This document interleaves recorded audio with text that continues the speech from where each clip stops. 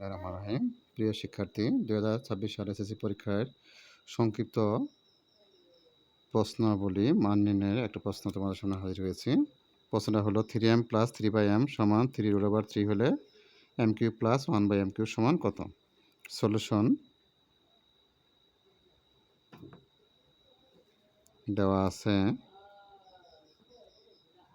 3m + 3/m সমান 3√3।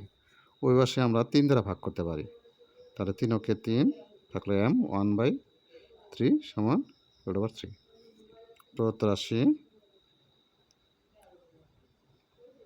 রাশি m³ + 1/m³। তাহলে আমরা জানি a³ + b³ এর সূত্র a + b whole cube minus 3ab into a + b।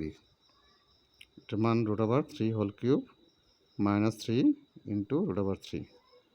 তো 3√3 তিনটা √3 গুণ করলে 3√3 হয় মাইনাস 3√3।